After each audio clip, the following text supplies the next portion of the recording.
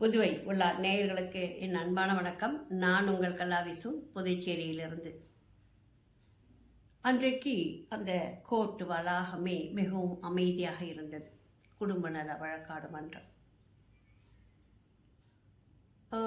நீதிபதி கேட்குறார், என்னம்மா என்ன சொல்கிறீங்க, சேர்ந்து வாழறதுக்கு ஏதாவது விருப்பம் இருக்கா அப்படின்னு சொல்லி. இல்லை அப்படின்னு ரெண்டு பேருமே ரொம்ப அவசரமாக சொல்கிறாங்க. கேட்ட உடனே நீதிபதி, 1 வருஷமாக உங்களுக்கு நாங்கள் கவுன்சிலிங் கொடுக்குறோம், எந்தவித பிரயோஜனமும் இல்லையா, கொஞ்சம் கூட மனமாற்றம் இல்லையா? இல்லைங்க, எங்களுக்கு சேர்ந்து வாழ விருப்பம் இல்லை, நாங்கள் 2 பேரும் பிரிஞ்சிடலான்னு முடிவு எடுத்துட்டோம் அப்படின்னு சொன்ன உடனே நீதிபதி மறுபடியும் சொல்கிறாரு, 2 பேருமே படிச்சிருக்குங்க, 6-7 வருஷம் காதலிச்சு கல்யாணம் பண்ணியிருக்கீங்க, இப்பேற்பட்ட ஒரு சூழலில் கிட்டத்தட்ட ஒரு 7-8 வருஷம் சேர்ந்தும் வாழ்ந்திருக்கீங்க, உங்களுக்கு இப்போ என்ன பிரச்சனை, ஒரு 15-16 வருட காதல் இவ்வளவு தானா அப்படின்னு சொல்லி நீதிபதி கேட்குறாரு.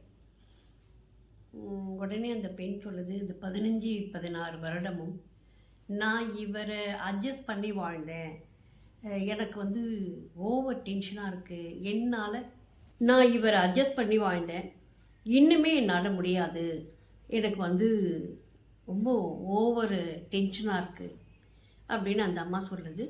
அதுக்கு மேலே அவரும் அதையே சொல்கிறார், இல்லைங்க என்னால் முடியாது, இன்னுமே நான் இதில் இருந்தேன்னா எனக்கு மனசு பாரமாகி நான் ஏதாவது ஆயிடணும்னு ஒரு பயமாக இருக்குது, கவலையாக இருக்குது அப்படின்னு சொல்லி பிரிஞ்சிடுறதை நாங்கள் முடிவெடுத்துட்டோம், எங்களுக்கு தயவு செஞ்சு விவாகரத்து கொடுங்க அப்படின்னு சொல்லி கேட்குறாங்க.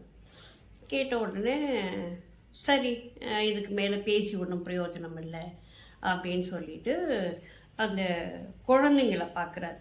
குழந்தைங்கள பார்த்தோன்னே ரெண்டும் அப்படியே கட்டி பிடிச்சிக்கிட்டு அப்படியே நிற்கிது. ஒரு பொண்ணு ஒன்று, ஒரு பையன். பொண்ணுக்கு ஒரு 5 வயசு இருக்கும், பையனுக்கு 7 வயசு ஆகுது. அப்போ அது ரெண்டும் அப்படியே கட்டி பிடிச்சிட்டு பயந்துக்கிட்டு நின்றுட்டு பார்க்குது. உடனே நீதிபதி சொல்கிறாரு, பயப்படாதீங்க குழந்தைங்களா, நீங்கள் என்ன சொல்கிறீங்க அப்படின்னு சொல்லி கேட்டோன்னா அதுக்கு மறுபடியும் பயந்துட்டுருக்கு. உடனே அப்பா சொல்கிறாரு, ஏன் நான் பையனை எடுத்துக்கிறேன், பொண்ணை அவங்க வளர்க்கட்டும் அப்படின்னு சொல்லி கணவர் சொல்கிறார்.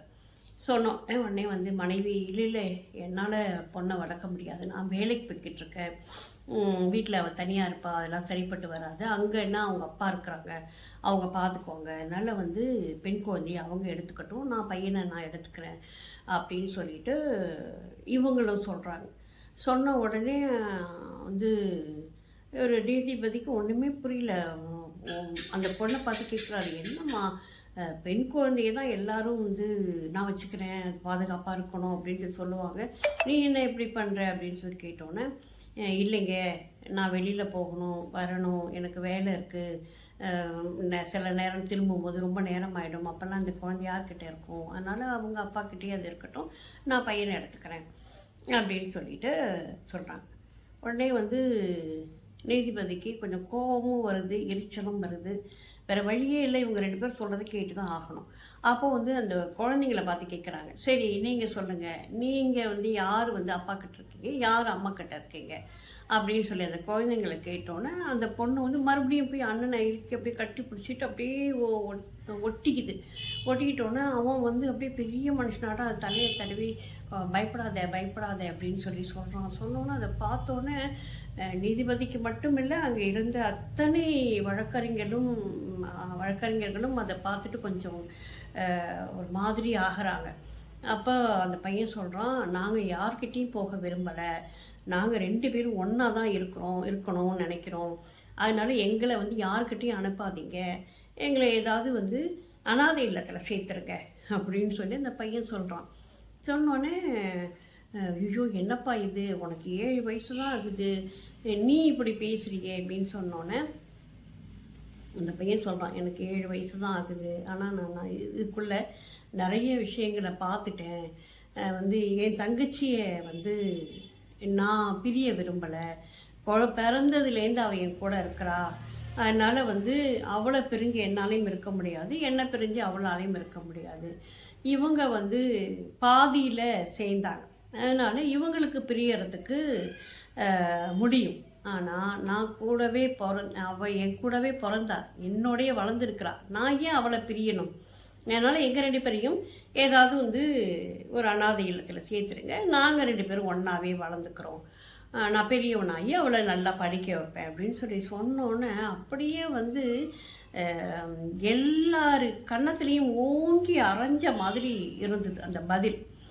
அப்போ நீதிபதிக்கு சொல்கிறாரு, பார்த்தீங்களா, அந்த சின்ன குழந்தைங்க 7 வயசு தான் ஆகுது, அதுங்களுக்குள்ள அறிவு கூட உங்களுக்கு இல்லை.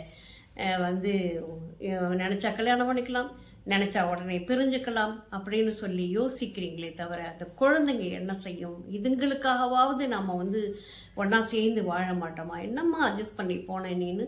உங்கள் அம்மா அப்பா அட்ஜஸ்ட் பண்ணதை விடையா, உங்கள் பாட்டி தாத்தா அட்ஜஸ்ட் பண்ணதை விடையா நீ அட்ஜஸ்ட் பண்ணியிருப்ப? எல்லாத்துலேயும் நாங்கிற எண்ணத்தை வந்து கொண்டுட்டு வந்து உள்ளே நுழைச்சிக்கிறீங்க. அப்படி இருக்கும்போது உங்களால் எப்படி ஒன்றா சேர்ந்து வாழ முடியும் அப்படின்னு சொல்லிட்டு கேட்குறாரு. கேட்டோடனே அந்த அம்மா அப்படியே கலங்கி போயிடுது. என்னடா அது, பிள்ளை நம்மளோட வரும்னு பார்த்தாக்கா நாங்கள் 2 பேரும் அனாதை ஆசிரமத்துக்கு போகணும்னு சொல்கிறதே அப்படின்னு சொல்லிட்டு ஓடி போய் அந்த பிள்ளைகளை கட்டி பிடிச்சிக்கிறாங்க. அப்பாவும் வந்து என்ன செய்யுதுன்னே அவருக்கும் புரியல. அப்படியே நின்று அந்த குழந்தைங்களை பார்த்துக்கிட்டே நிற்கிறாரு. பார்த்தோன்னே மெதுவாக இவரும் நடந்து போய் அந்த பிள்ளைங்களை கட்டி பிடிக்கிறாரு. வந்து அதோட அந்த சீன் முடியுது. இதை யோசனை பண்ணி பாருங்களேன். கணவனோ மனைவியோ பிரியணும்னு நினைக்கிறதுல எந்தவித ஆட்சேபனையும் இருக்க முடியாது. அவங்களுக்கு பிடிக்கல, அவங்க பிரிகிறாங்க. ஏன்னா பாதியில் இணைஞ்சவங்க பாதியிலே பிரிஞ்சுக்கிறாங்க. ஆனால் அந்த குழந்தைங்க இருக்காங்க பாருங்கள், அவங்க ஒன்றாவே பிறந்து ஒன்றாவே வளர்கிறவங்க, அவங்க ஏன் பிரியணும்? இவங்க போடுற சண்டையில் அவங்க ஏன் வந்து தன்னோட உறவை இழக்கணும்? இது எவ்வளோ பெரிய ஒரு நியாயமான ஒரு வாதம் அப்படிங்கிறது வந்து புரியுது இல்லையா? கதைகள் சில நேரங்கள் கதைகளாக இருக்கும், சில நேரங்களில் நிஜங்களாக நம்ம மனதை கூறு போடும். அப்படித்தான் இதுவும். நன்றி, வணக்கம்.